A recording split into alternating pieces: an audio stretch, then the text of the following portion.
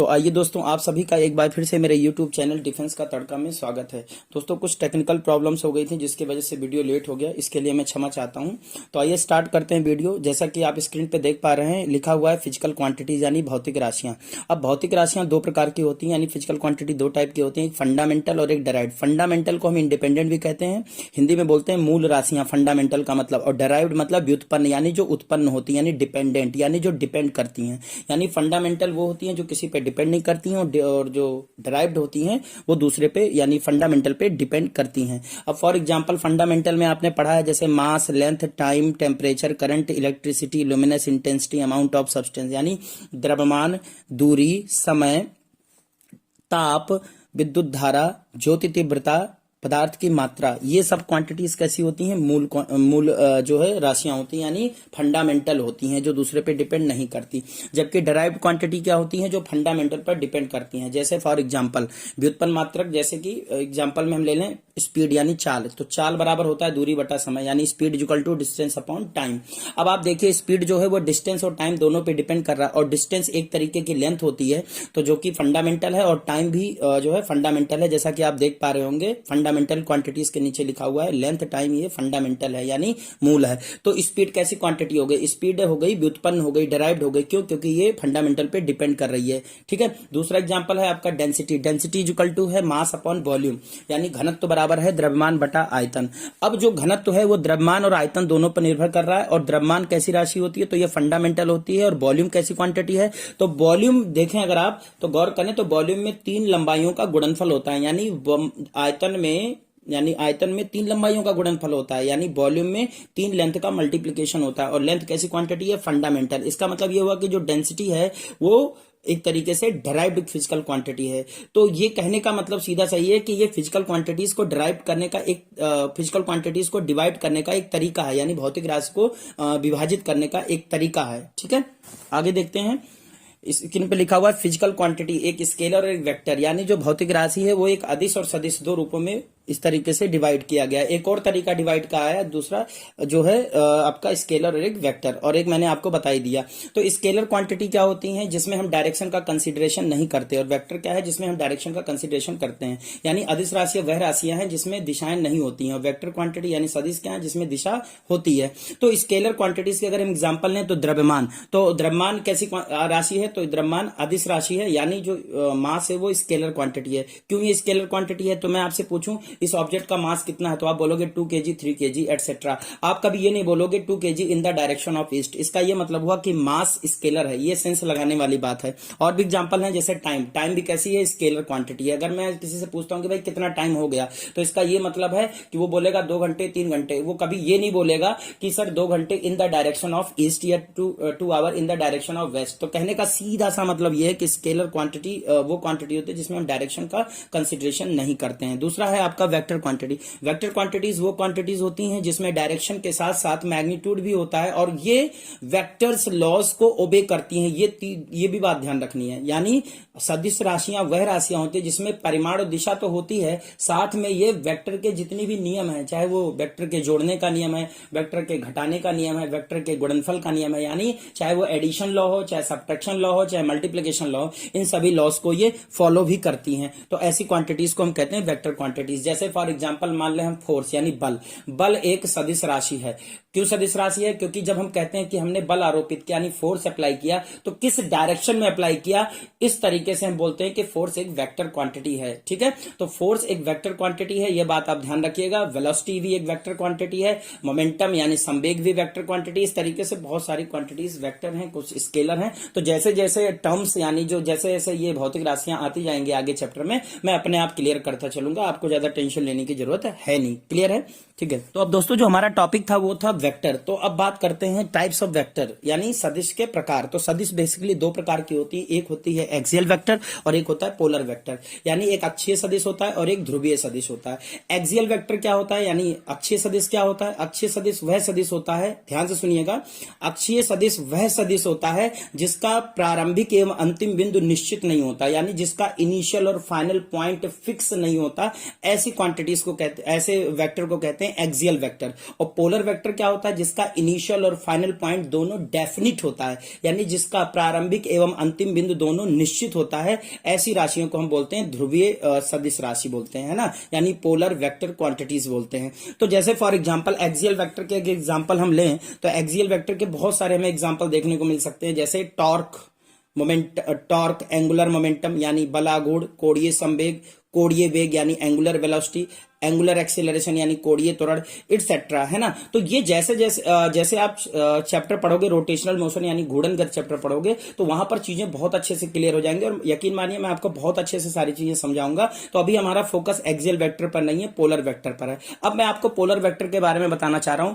95 से लेकर 97% तक की जितनी भी वेक्टर का आप प्रेजेंटेशन देते हैं, यानी जितनी वेक्टर की स्टडी करते हैं अप टू 11-12 में मिला के अगर मैं बात करूं तो लगभग 95 to 97% आप पोलर वेक्टर्स की स्टडी करते हैं, यानी ध्रुवीय सदिश का अध्ययन करते हैं। ठीक है, तो ध्रुवीय सदिश है क्या चीज वास्तव में? तो ध्रुवीय सदिश वह सदिश है जिसका प्रारंभिक एवं अंतिम बिंदु निश्चित होता है और इसको एक एरो से प्रेजेंट करते हैं। ठीक है, एरो का जो हेड होता है यानी जो तीर है उसका जो हेड होता है वो कहलाता है अंतिम बिंदु यानी फाइनल पॉइंट, और एरो का जो टेल होता है उसको कहते हैं इनिशियल पॉइंट यानी प्रारंभिक बिंदु। क्लियर? बस एक्सियल वेक्टर के बारे में समझ लेते हैं। जैसा कि लिखा हुआ है, vector having rotational effect are called axial vector, यानी वह सदिश जिसमें घूर्णन प्रभाव होता है, उन सदिश राशियों को हम बोलते हैं अक्षीय सदिश बोलते हैं। एग्जाम्पल के तौर पर हम समझ लें एंगुलर मोमेंटम यानी कोणीय संवेग, एंगुलर वेलोसिटी यानी कोणीय वेग, है ना, एंगुलर एक्सीलरेशन यानी कोणीय त्वरण, टॉर्क यानी बलागुण। तो और भी बहुत सारे एग्जांपल्स होते हैं। तो जैसे जैसे आगे आप बढ़ते जाओगे सारी चीजें अपने आप क्लियर होती जाएंगी। अभी आपको ज्यादा टेंशन नहीं लेना है, हमारा जो मेन फोकस है वो है पोलर वेक्टर पर। तो आगे बढ़ते हैं। ये स्क्रीन पर आप एक डायग्राम देख पा रहे होंगे। इसमें देखिए आप, फोर्स अंदर की तरफ ब्लू कलर एरो से प्रेजेंट है और अपवर्ड डायरेक्शन में टॉर्क प्रेजेंट है यानी बलागुण, और ऑरेंज कलर में जो एरो है वो डिस्टेंस प्रेजेंट है जो कि पार्टिकल के डिस्टेंस। वास्तव में ये जो ऑरेंज कलर का एरो प्रेजेंट है ये एक्चुअली पोजीशन वेक्टर है यानी स्थित सदिश है ना। तो टॉर्क जो होता है वो बेसिकली एक्सियल वेक्टर, और अगर आप देखें तो ऊपर की तरफ एक्सिस के अलॉन्ग यानी अक्ष के अनुदिश इसकी दिशा है। ठीक है, तो अभी ज्यादा हमें, फिर मैं कह रहा हूं आपसे, ज्यादा अभी टेंशन नहीं लेना। हमें आगे जैसे जैसे हम समझते चलेंगे चीजें हमें अपने आप क्लियर होती जाएंगी। इस तरीके से डायग्राम में पहले फिगर में, लेफ्ट फिगर में एक्सियल वेक्टर ऊपर की तरफ प्रेजेंट है उसका हेड, और दूसरे वाले फिगर में एक्सियल वेक्टर का जो हेड है वो नीचे की तरफ प्रेजेंट है ना। अब देखिए आप, जो लेफ्ट वाला फिगर है उसमें एंटी क्लॉकवाइज रोटेशन लिखा हुआ है और दूसरे वाले फिगर में क्लॉकवाइज रोटेशन लिखा है। यानी एंटी क्लॉकवाइज का मतलब है कि घड़ी की विपरीत दिशा में, है ना। और जब घड़ी की विपरीत दिशा में अगर रोटेट हो रहा है कोई भी पार्टिकल यानी घूर्णन गति हो रही है, तो अक्ष किधर की तरफ है? अक्ष ऊपर की तरफ, मतलब जो डायरेक्शन है वो ऊपर की तरफ, जो अक्षीय सदिश है उसकी दिशा ऊपर की तरफ है। जबकि आप देखें जब क्लॉकवाइज सेंस है यानी क्लॉकवाइज यानी घड़ी की दिशा में है, तो उस समय जो अक्षीय सदिश है उसकी दिशा नीचे की तरफ है। तो रोटेशन के सेंस के हिसाब से एक्सिस के रोटेशन, मतलब जो आपका ये कह सकते हैं कि जो रोटेशनल सेंस है उसके अकॉर्डिंग एक्सियल वेक्टर का जो डायरेक्शन है वो चेंज हो सकता है। ठीक है ना, तो ये इसीलिए हम कहते हैं इसका इनिशियल और फाइनल पॉइंट डेफिनेट नहीं होता। तो आइए दोस्तों, अब हमारा जो बेसिकली टॉपिक है वो है पोलर वेक्टर यानी ध्रुवीय सदिश। तो जैसे यहां पर मैंने एक सर्कल प्रेजेंट किया है और सेंटर की तरफ फोर्स दिखाया है और टेंजेंशियल डायरेक्शन में वेलोसिटी दिखाया है। मतलब इस वृत्ताकार पथ पर कोई कण गति कर रहा है और जिसमें कण पर जो बल की दिशा है वो केंद्र की तरफ है और वेग की दिशा जो है स्पर्श रेखी है। तो इसको मैंने एक्चुअली एरो से इसलिए प्रेजेंट किया है क्योंकि फोर्स, वेलोसिटी ये सब वेक्टर क्वांटिटीज है। तो अब हमें आगे इन्हीं चीजों को अच्छे से समझना है और मैं आपको आगे की चीजें समझने से पहले मैं आपको एक बहुत ही इंपॉर्टेंट बात बताना चाह रहा हूं। यकीन मानिए अगर आप ये बेसिक चीजें सीख लेते हैं तो आपको इवन फिजिक्स में ही नहीं, मैथ में आपके 95% प्रॉब्लम ऐसे ही सॉल्व हो जाएंगे। बस आपकी बेसिक चीजें क्लियर होनी चाहिए। क्लियर है? तो यही मजे की बात है कि इसमें 2 in 1 पार्ट है एक तरीके से, यानी मैथ और फिजिक्स दोनों में ही वेक्टर का यूज है, इसलिए ये बड़ा इंपॉर्टेंस रखता है अपने आप में। तो आइए मैंने आप सबके लिए एक लेआउट तैयार किया। जैसा कि आप फिगर में देख पा रहे होंगे, 2 एरो अलग अलग कलर के प्रेजेंट है, एक ब्लैक कलर में है और एक ब्लू कलर में है। अगर आप देखें तो ब्लू और ब्लैक कलर की लेंथ को ऐड करके 2.5 मैंने यहाँ प्रेजेंट किया है और केवल ब्लैक कलर की जो लेंथ है उसको 1 यूनिट से प्रेजेंट किया है। अगर मैं केवल पूछूं आपसे कि भाई ब्लू कलर के एरो की लेंथ क्या होगी, है ना, तो आप कहोगे सर 2.5 - 1 यानी आएगा 1.5। इसका ये मतलब हुआ 1.5 और 1 को ऐड करके 2.5 हो गया। इसका ये मतलब हुआ कि वेक्टर की लेंथ बढ़ गई, जिसके वजह से उसका मैग्नीट्यूड भी बढ़ गया। यानी वेक्टर की लेंथ जितनी ज्यादा होगी मैग्नीट्यूड उतना ज्यादा होगा। अगर मैं दो वेक्टर एक साथ प्रेजेंट करता हूं, एक की लेंथ छोटा रखता हूं, एक की लेंथ बड़ा रखता हूं, तो जो बड़ी लेंथ होगी उसका मैग्नीट्यूड हम बोलेंगे ज्यादा है। क्लियर है। एक और चीज इसमें ध्यान देने वाली बात है कि जो ब्लैक कलर का एरो है उसकी लेंथ हमने रखी है 1 यूनिट, है ना। तो किसी भी वेक्टर जिसका मैग्नीट्यूड 1 यूनिट होता है उसे हम कहते हैं यूनिट वेक्टर। यानी ऐसी सदिश जिनका परिमाण एकांक होता है यानी 1 होता है उसे हम बोलते हैं एकांक सदिश। तो किसी भी वेक्टर को प्रेजेंट कैसे करते हैं, finally vector A is equal to लिखा हुआ है 2.5 ए कैप। ए पर एरो लगाना भूल गया हूं मैं, तो इसको ध्यान रखिएगा। Vector A is equal to 2.5 A cap, है ना। अब इसमें ए कैप का मल्टीप्लाई क्यों किया, वो इसलिए किया क्योंकि जो वेक्टर ए है उसका डायरेक्शन ए कैप यानी यूनिट वेक्टर एकांक सदिश की दिशा में है। अब क्यों मैंने 2.5 में ए कैप यूज किया, वो इसलिए क्योंकि जब ए कैप जो है वो एक्चुअली यूनिट वेक्टर यानी एकांक सदिश, और एकांक सदिश में किसी भी क्वांटिटी का मल्टीप्लाई करा देंगे तो उसके मैग्नीट्यूड पर कोई इफेक्ट नहीं आने वाला है। ठीक है, तो आई थिंक अब बात आपको समझ में आ गई होगी किसी भी वेक्टर को किस तरीके से हम प्रेजेंट करते हैं। तो जैसा कि आप फिगर में देख पा रहे हैं आई कैप, जे कैप, के कैप। अगर आपको एक्स डायरेक्शन में कोई वेक्टर प्रेजेंट करना है यानी एक्स दिशा में अगर कोई भी सदिश को प्रदर्शित करना है तो उसके लिए दिशा के लिए यूज करते हैं आई कैप। आई कैप एक एकांक सदिश है एक्स दिशा में यानी it is the unit vector along the x direction. इसी तरीके से वाई डायरेक्शन में हो जाएगा जे कैप, जेड डायरेक्शन में हो जाएगा आपका के कैप। आगे आप ये फिगर देख पा रहे हैं, इसमें एक मैंने क्यूब बनाया है और आप इस बॉक्स को देख पा रहे हैं। इस तरीके के प्रॉब्लम बेसिकली मैथमेटिक्स में बहुत ज्यादा इसका इंपॉर्टेंस है ना। तो कहने का मतलब सीधा सा ये है कि आपको प्रेजेंटेशन आनी चाहिए। अगर आपको प्रेजेंटेशन आ गई तो आप सारी चीजें बहुत इजीली तरीके से सॉल्व कर सकते हैं। हम समझते हैं कि नेगेटिव वेक्टर क्या होता है। तो जैसा कि फिगर में आप देख पा रहे हैं एक वेक्टर हमने बनाया लेफ्ट साइड में ए बी वेक्टर, और इसका अगर मुझे नेगेटिव वेक्टर यानी जो ऋणात्मक सदिश लेना है तो इसके लिए हम क्या करेंगे, इसके डायरेक्शन को चेंज कर देंगे, मैग्नीट्यूड वही रहेगा। तो ए बी वेक्टर का नेगेटिव हो जाएगा बी ए वेक्टर यानी A B is equal to minus of B A vector. Clear है। अब हम समझते हैं टाइप्स ऑफ वेक्टर यानी सदिशों के प्रकार, ध्रुवीय सदिशों के प्रकार कौन कौन से हैं। तो जिसमें पहला है आपका इक्वल वेक्टर। इक्वल वेक्टर क्या होता है यानी समान सदिश। समान सदिश वह सदिश होता है जिनका परिमाण और दिशा दोनों समान हो, यानी कहने का मतलब है जिनका डायरेक्शन और मैग्नीट्यूड दोनों सेम हो एक साथ। ऐसे सदिशों को हम बोलते हैं कि आपस में समान सदिश हैं, यानी ऐसे वेक्टर्स को हम बोलते हैं कि these are equal vectors. Next है आपका पैरेलल वेक्टर यानी समांतर सदिश। समांतर सदिश वह सदिश होता है जिनकी दिशा समान हो, परिमाण चाहे बराबर हो या बराबर ना हो। दूसरी बात, जो समांतर सदिश है यानी जो पैरेलल वेक्टर है, इसमें आप एक खास चीज देखें तो दोनों डायरेक्शन सेम है। इसका यह मतलब है कि दोनों के बीच एंगल 0 होगा।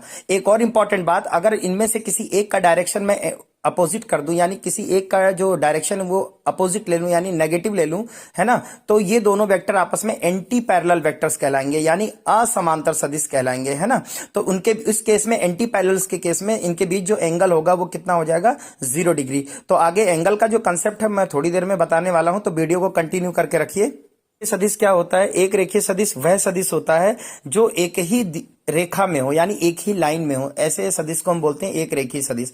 अब एक रेखीय सदिश के बीच कोण 0 भी हो सकता है और 180 भी हो सकता है, डिपेंड करता है एरो का सेंस। अगर एरो एक ही सेंस में है तो 0 होगा, अगर एरो अपोजिट सेंस में है तो 180 होगा। क्लियर है। तो कोलिनियर वेक्टर्स वो वेक्टर होते हैं जो एक ही लाइन में होते हैं। कोप्लेनर वेक्टर, कोप्लेनर वेक्टर मतलब एक समतलीय सदिश, वह सदिश जो एक ही समतल में हो। तो जैसे आप व्हाइट पे देख पा रहे हैं, व्हाइट प्लेन पर इस तरीके से दोनों वेक्टर एक ही प्लेन में है, इसलिए हम इन दोनों को बोलेंगे आपस में ये एक समतलीय हैं, यानी ये कोप्लेनर वेक्टर्स हैं। और नॉन कोप्लेनर वेक्टर्स क्या होते हैं, यानी असमतलीय सदिश जो एक तल में ना हो, एक समतल में ना हो, ऐसे सदिश को बोलते हैं हम नॉन कोप्लेनर वेक्टर्स। नेक्स्ट है आपका कोटर्मिनस वेक्टर यानी एक सीम सदिश।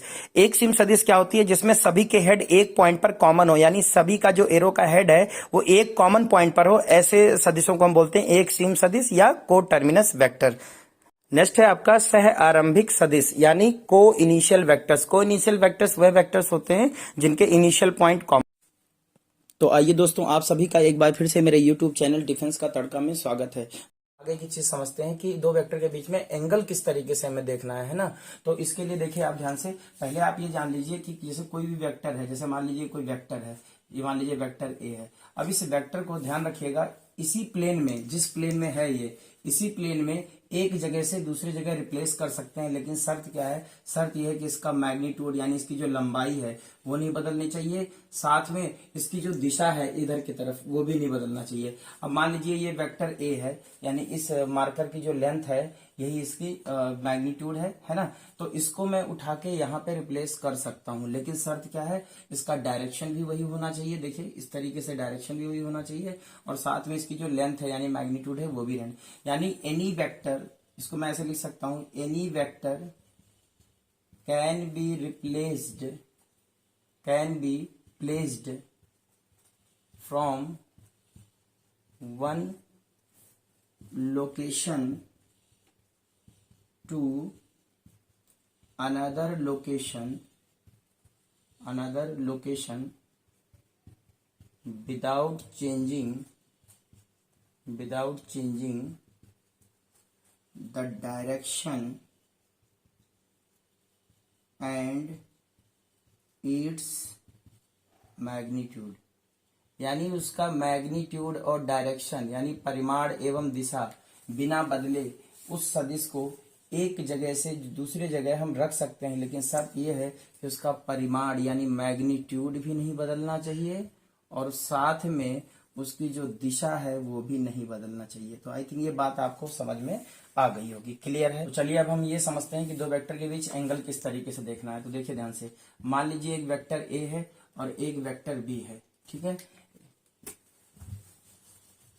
तो चलिए समझते हैं, जैसे मान लीजिए एक वेक्टर ए है और एक वेक्टर आपका है ये बी, है ना। अब इन दोनों वेक्टर के बीच हमें एंगल देखना है, तो आपको क्या करना है, ये देखिए ये है वेक्टर बी और ये है आपका, तो देखिए एक वेक्टर आपका ए है और एक वेक्टर है बी। अब क्या करना है, आपको दोनों के टेल को मिलाना है। जब भी दो वेक्टर के बीच एंगल देखना हो तो दोनों के टेल को मिलाना है। इसका ये मतलब हुआ कि अब मैं इसको रिप्लेस करता हूं दोनों के टेल को मिलाने के लिए। तो देखिए इस वेक्टर को मैं यहां बना लेता हूं। देखिए ना तो मैंने डायरेक्शन बदला और ना ही मैंने मैग्नीट्यूड चेंज किया, ठीक है। तो इसको मैं वेक्टर ए बोल सकता हूं। अब वेक्टर बी ये रहा, इसको हम क्या करेंगे, पैरेलली यानी समांतर रूप से ले जाके इसके टेल से मिला देंगे इसके टेल को। तो इस तरीके से ये बन जाएगा आपका वेक्टर बी हो जाएगा, ठीक है।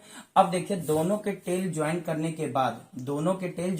के बाद आप ये देखो कि दो तरीके के एंगल मिल रहे हैं। एक तो आपका ये वाला एंगल मिल रहा है थीटा, और एक आपका ये भी एंगल मिल रहा है, ये देखिए ये वाला एंगल, ये वाला एंगल। तो अब सवाल ये कि हम कौन सा एंगल कंसीडर करें, ये वाला एंगल कंसीडर करें जो कि मैंने थीटा मार्क किया है, कि ये वाला एंगल कंसीडर करें। तो आप हमेशा ध्यान रखिएगा, दो वेक्टर के बीच जो एंगल हम लेते हैं, ध्यान से सुनिएगा, angle between to vector is always greater than 0 और लेस देन 180। हाँ 0 भी ले सकते हैं और 180 भी ले सकते हैं, ठीक है। तो ये बड़ा इंपॉर्टेंट है, ये ध्यान रखिएगा।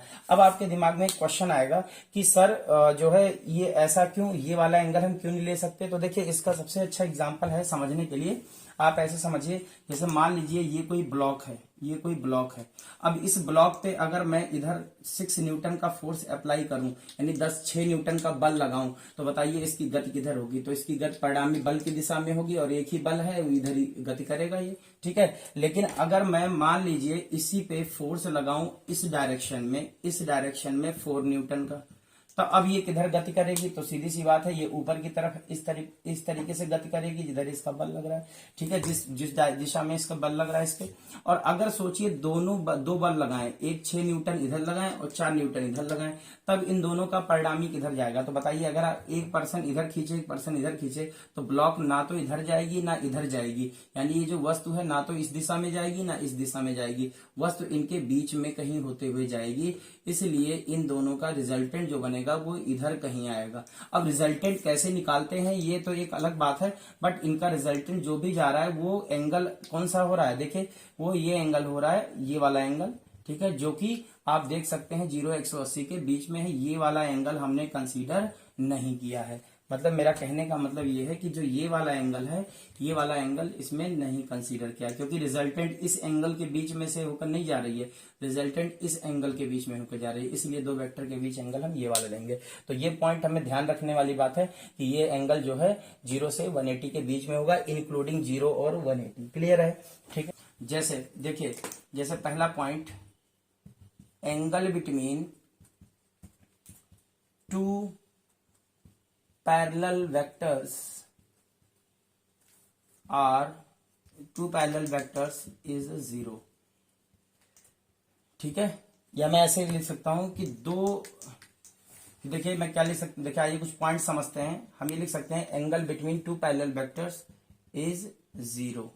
ठीक है, इज 0 डिग्री। ठीक है, क्यों? क्योंकि देखिए अगर एक वेक्टर इधर है और एक वेक्टर इधर है, ऐसे ये पैरेलल वेक्टर्स हैं। ठीक है, यानी एक ही दिशा में है, दोनों का डायरेक्शन सेम है, तो दोनों के जब हम टेल को मिलाएंगे तो मुझे एंगल कितना मिलेगा? 0 डिग्री मिलेगा। दूसरा point, angle between to anti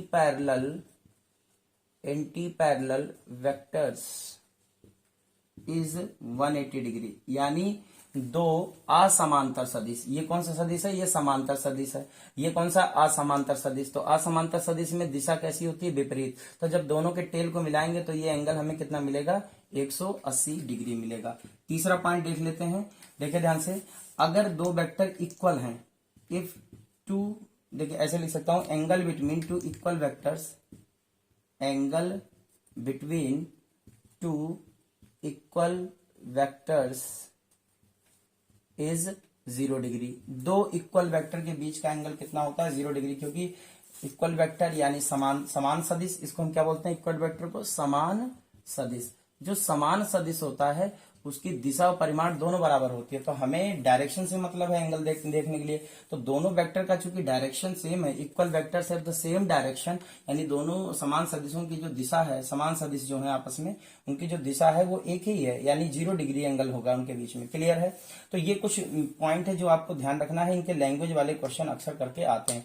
एक और है ऑर्थोगोनल वेक्टर्स क्या होते हैं? तो ऑर्थोगोनल यानी लंब वेक्टर, यानी लंबवत हो, ऐसे सदिश जो लंबवत हो उसे बोलते हैं ऑर्थोगोनल वेक्टर। ठीक है, जैसे x और y एक्सिस दोनों परपेंडिकुलर हैं, और अगर कोई वेक्टर x डायरेक्शन में प्रेजेंट हो और कोई वेक्टर y डायरेक्शन में प्रेजेंट हो तो दोनों एक दूसरे के परपेंडिकुलर होंगे। मतलब मैं ये कह रहा हूं, अगर कोई सदिश x दिशा में प्रदर्शित हो और एक उसी समय कोई सदिश y दिशा में प्रदर्शित हो तो दोनों एक दूसरे के लंबवत होंगे। इंग्लिश में बोलते हैं, हिंदी में बोलते हैं लंबवत सदिश हैं आपस में, और इंग्लिश में बोलते हैं ऑर्थोगोनल वेक्टर्स। तो ऑर्थोगोनल वेक्टर के बीच एंगल कितना होता है? 90 डिग्री। ये भी कभी कभी पूछ लेता है। ठीक है, तो पहले तो आपको एंगल याद होना चाहिए, तभी आप क्वेश्चन निकाल पाओगे। ठीक है, इसीलिए मैंने बेसिक पे ज्यादा फोकस किया है। क्लियर है? तो आगे बढ़ते हैं। Addition of two vectors. चलिए, दो सदिशों का जोड़। तो दो सदिशों का जोड़, इसके लिए कौन कौन से नियम है? तो पहला है पॉलीगन मेथड, इसको बोलते हैं बहुभुज का नियम। क्या बोलते हैं? बहुभुज का नियम।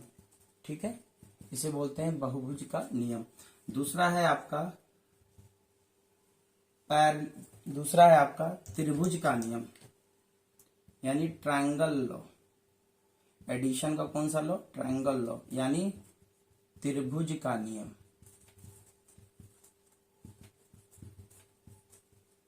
ठीक है,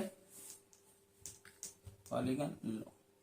और तीसरा है आपका that is parallelogram law. Parallelogram law, इसको बोलते हैं समांतर चतुर्भुज। खूब आराम से समझिए, समांतर चतुर्भुज का नियम। क्योंकि मैं आपको बताऊं ये बहुत ही इंपॉर्टेंट टॉपिक है। ये 2 in 1 तो है ही है, मैथ और फिजिक्स में दोनों में है, बट ये फिजिक्स में अप्लाई कैसे करना है इसके लिए आपको बेसिक आनी चाहिए अच्छे से, और फिर हमें प्रेजेंटेशन आना चाहिए वेक्टर का। ठीक है, तो ये हो गया 3 मेथड है बेसिकली, यानी 3 तरीके हैं जो है दो वेक्टर को ऐड करने के। ठीक है,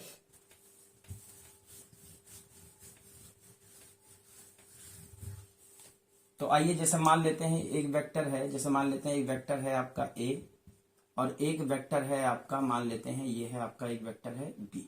ठीक है, एक वेक्टर a है और एक वेक्टर है आपका b। ठीक है, अब इनको ऐड करते हैं। तो देखिए ऐड करने का यानी ऐड करने का मतलब वेक्टर a में मुझे क्या जोड़ना है? वेक्टर b जोड़ना है, तभी ऐसे प्रेजेंट करेंगे a प्लस बी। और इन दोनों को ऐड करने के बाद एक नया वेक्टर मिलेगा लेकिन एक बात ध्यान रखें, समघातता के सिद्धांत के हिसाब से यानी प्रिंसिपल ऑफ कंटिन्यूटी के हिसाब से जो क्वांटिटी ए होगी वही क्वांटिटी बी होगी, यानी जो राशि ए होगी वही राशि बी होगी, क्योंकि समान भौतिक राशियों को ही जोड़ा अथवा घटाया जा सकता है, यानी सेम क्वांटिटीज को ही ऐड या सब्ट्रैक्ट किया जा सकता है। तो इन दोनों को ऐड करने के बाद जो भी रिजल्टेंट आएगा वो भी फिजिकल क्वांटिटी वही होगा जो ये सब होंगे। जैसे मान लीजिए फोर्स है, ये भी फोर्स है, तो इन दोनों को ऐड करके क्या मिलेगा, फोर्स, यानी force plus force is equal to force. तो रिजल्टेंट वेक्टर अब हमें देखना है रिजल्टेंट वेक्टर। तो देखिए ये क्या लिख, ए प्लस बी, यानी ए में बी जोड़ना है। तो पहले तो हम ए को यहां बना लेते हैं। देखिए ना मैग्नीट्यूड बदला ना डायरेक्शन, यहां बना लिया हमने, है ना, वही लंबाई वही लेंथ मैंने ले लिया, ठीक है। और ए में बी ऐड करना है। तो देखिए ध्यान से सुनिएगा, ए में बी ऐड करना है तो जिसमें ऐड करना है वो है ए, और किसको ऐड करना है, बी को। ए में ऐड करना है बी को, तो जिसमें ऐड करना है उसका तो हेड पकड़ो और जिसको ऐड करना है उसका टेल पकड़ो। देखिए जिसको ऐड करना है उसका टेल, ये रहा इसका टेल, ये देखिए ये टेल। तो इसके टेल को मैंने क्या किया, देखिए इसके टेल को मैंने यहां से उठा के ऐसे मिला दिया इसके हेड से, ऐसे इस तरीके से, यानी ये हो गया आपका वेक्टर, ये क्या हो गया, ये हो गया आपका वेक्टर बी, ये हो गया वेक्टर बी, ये वेक्टर बी हो गया, ठीक है।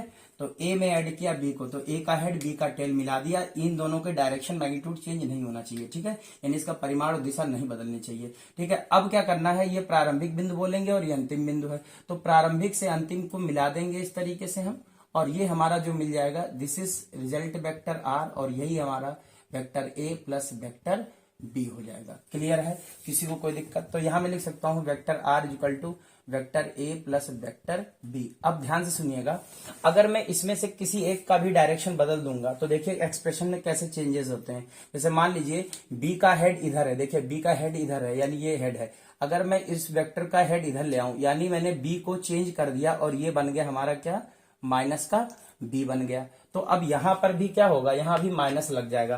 तो ये एक्सप्रेशन अब इस तरीके से, जो ये प्लस है अब आर इक्वल टू लिखा जाएगा ए, अब बी नहीं रहा, ये माइनस का बी हो गया, तो ये ए माइनस बी लिखा जाएगा।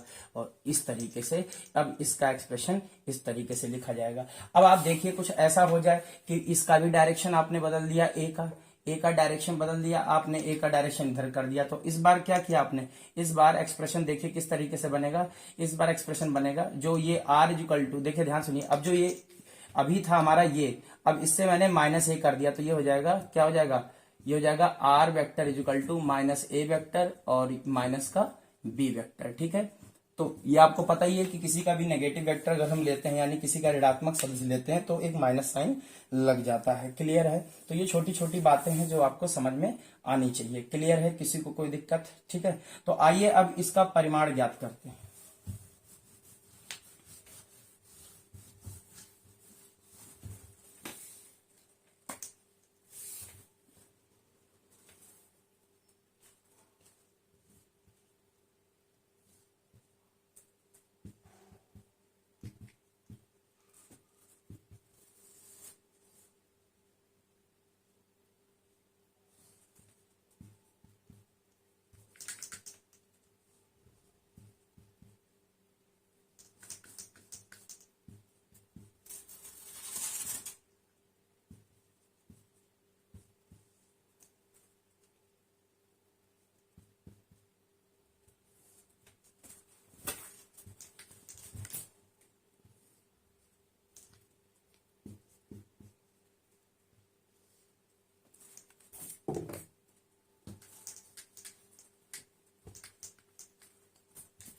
तो आइए इसको ऐड करते हैं।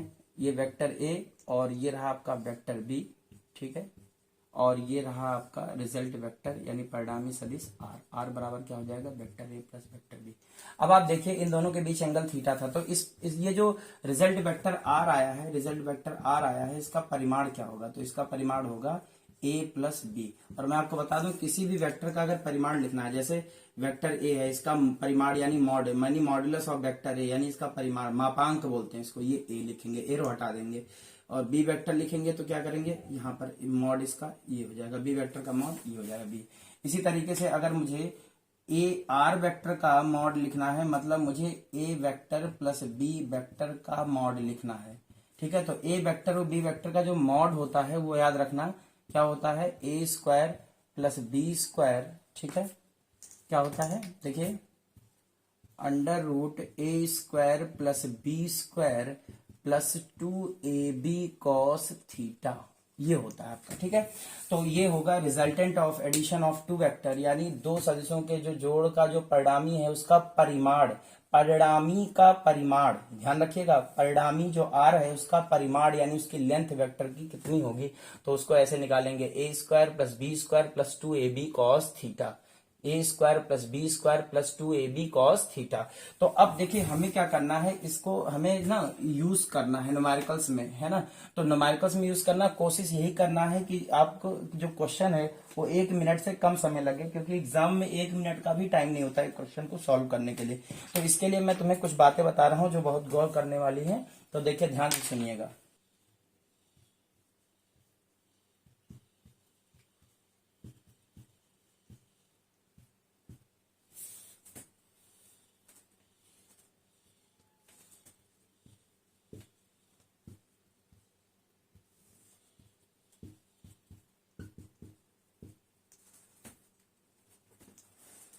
तो आइए, ये जो वेक्टर ए है और प्लस वेक्टर बी है, यानी इन दोनों का जो मॉड है इसको निकालते हैं। तो ये क्या था, under root A square plus B square plus 2ab cos theta.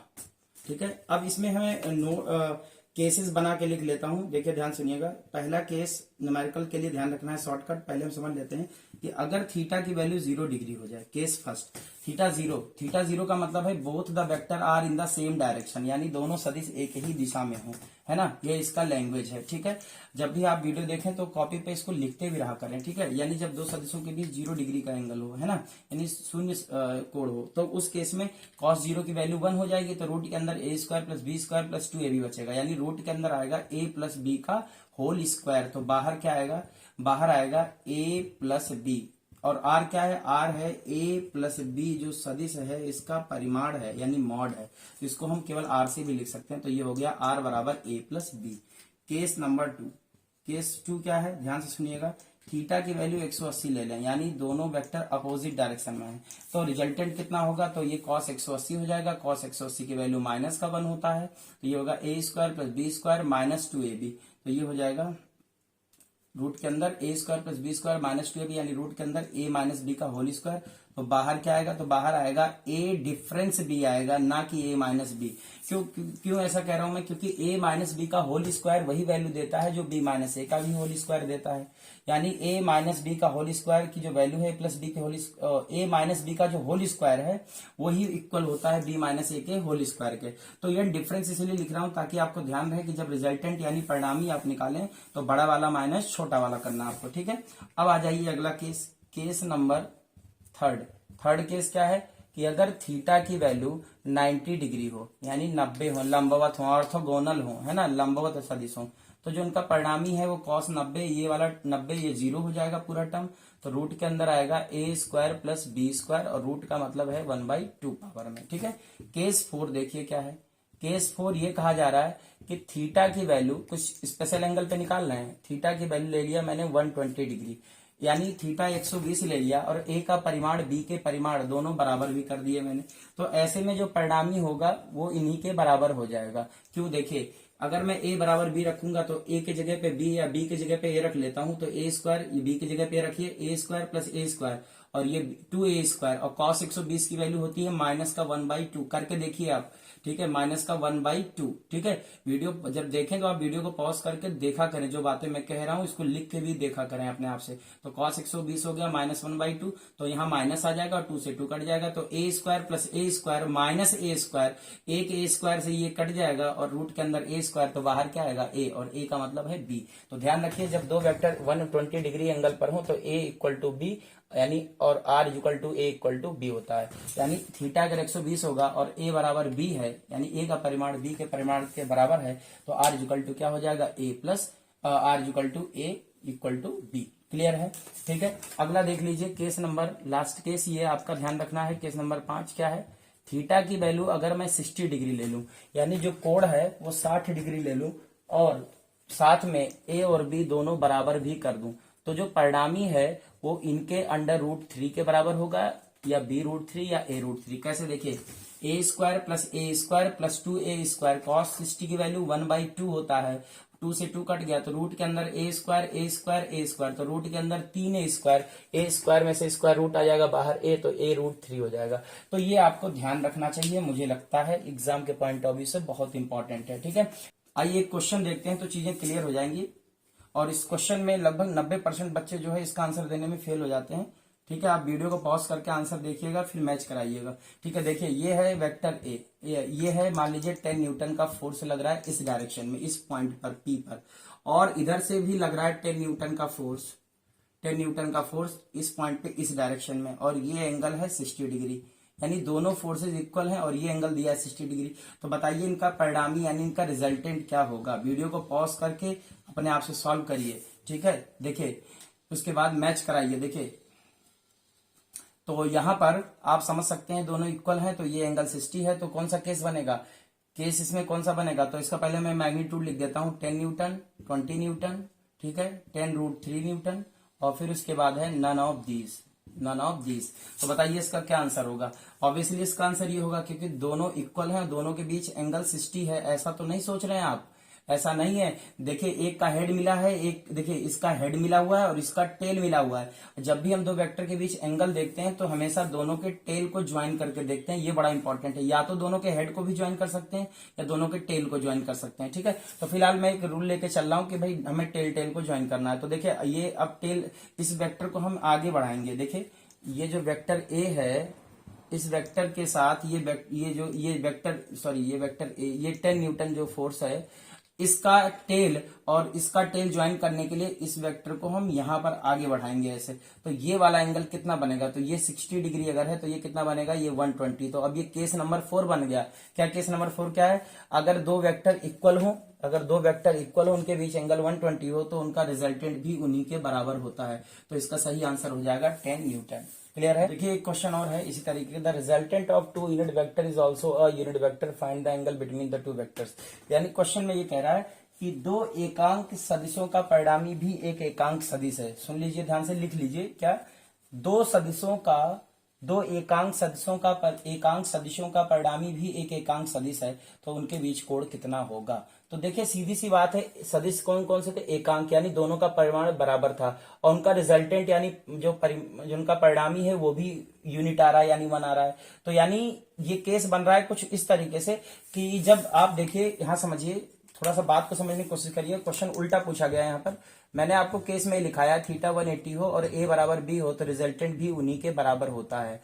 ठीक है, तो अब आप ये समझिए यहाँ पर इस बार क्या किया है, इस बार ये जो परिमाण है ये 1 है, यानी दो यूनिट वेक्टर हैं जिनके वैल्यू 1 हो जाएगी मैग्नीट्यूड में, यानी इक्वल है, और परिणामी भी उन्हीं के बराबर है, तो उनका जो रिजल्टेंट होगा वो 120 डिग्री के इक्वल ही तो होगा। तो इसका सही आंसर क्या हो जाएगा, सी हो जाएगा। ठीक है, जो भी बच्चे मेरा वीडियो रेगुलर वॉच कर रहे हैं उनके लिए एक इन्फॉर्मेशन भी है। अब मैं जो है हर चैप्टर की थ्योरी कराने के बाद लूसेंट के कुछ सेलेक्टिव क्वेश्चन सॉल्व किया करूंगा। ठीक है, क्योंकि एग्जाम्स में जो आपके एयरफोर्स या नेवी वगैरह के एग्जाम होते हैं उसमें लूसेंट के क्वेश्चन जरूर फंसते हैं। ठीक है ना, तो एक सीक्वेंस मेंटेन करने के लिए मैं ये काम कर रहा हूं, और लूसेंट के नेक्स्ट जैसे वेक्टर टॉपिक कंप्लीट होगा तो मैं लूसेंट के ही क्वेश्चंस वेक्टर के जो क्वेश्चन है वो लूसेंट से ही लूंगा, और सारे क्वेश्चन जितने भी होंगे सारे के सारे इंपॉर्टेंट क्वेश्चन लेंगे, सेलेक्टिव क्वेश्चन, जिससे आपको पूरा चैप्टर कवर हो जाया करेगा। ठीक है, तो वीडियो को रेगुलर वॉच करते रहिए, ज्यादा से ज्यादा वीडियो को शेयर करिए, लाइक करिए, सब्सक्राइब करिए। ठीक है, मिलते हैं नेक्स्ट पार्ट में, तब तक के लिए धन्यवाद।